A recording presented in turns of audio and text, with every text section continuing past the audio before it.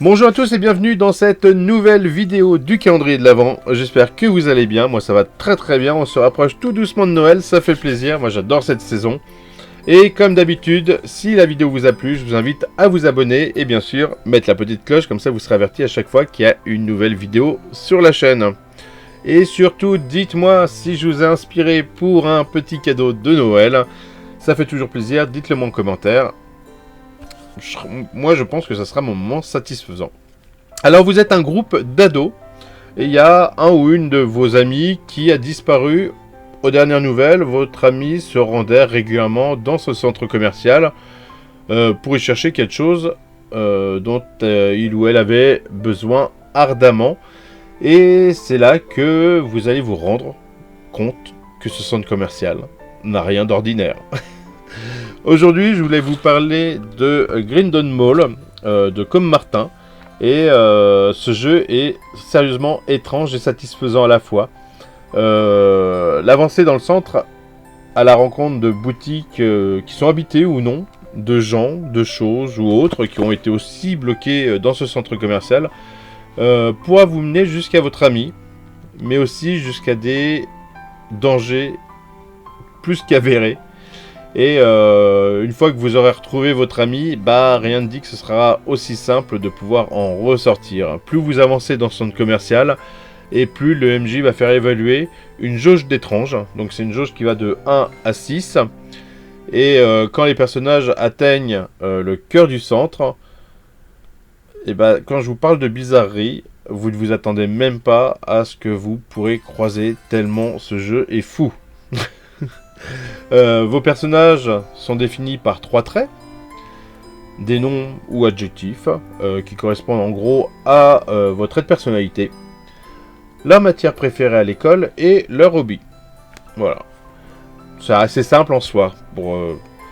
Vous avez également un sac à dos, vous avez 6 objets qui sont des objets ordinaires qui sont liés au fait que vous êtes adolescent, ce que vous pouvez avoir dans un sac, quoi.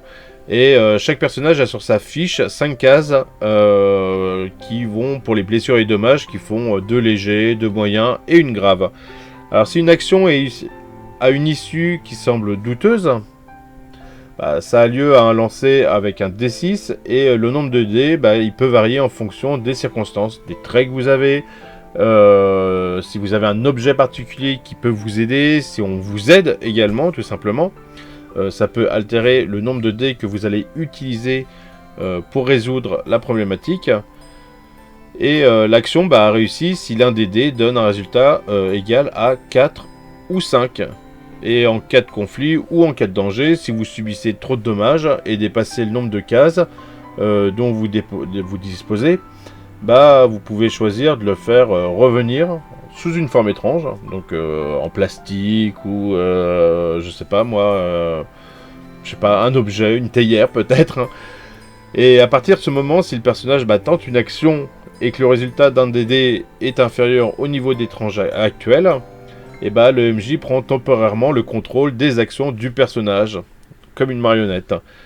Voilà en gros ce qu'est Grindon Mall.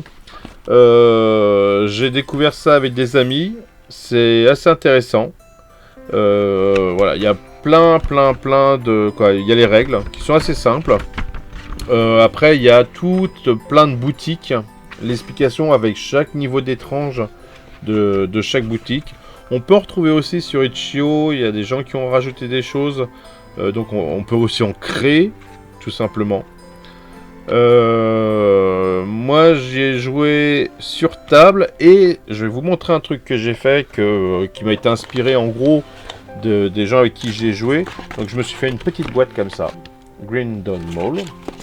Hop là, on ouvre. Bon, c'est une boîte en carton plume, hein, c'est pas... Voilà. Et j'ai fait plein de petites fiches. Alors il y a des fiches de cette forme-là, il y a des fiches de cette forme-là. Pourquoi ?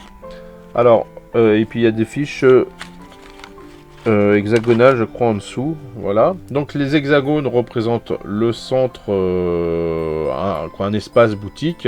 Pas un espace boutique, un espace central avec les boutiques autour. Là, ces petites cartes, c'est où je mets mes boutiques avec différents niveaux d'étranges. Quand on a déterminé combien il y avait de boutiques à l'espace où on venait d'arriver, On pose, tac, tac, tac. Et ces petites choses-là, bah, ça permet d'avoir le nombre de couloirs dont on a besoin. Et comme ça permet de faire évoluer sa map au fur et à mesure qu'on fait le jeu. Ça aussi, c'est une technique qu'on m'a montré, que quelqu'un avait créé, et j'ai trouvé ça très très sympa. Donc ça, c'est pas à vendre.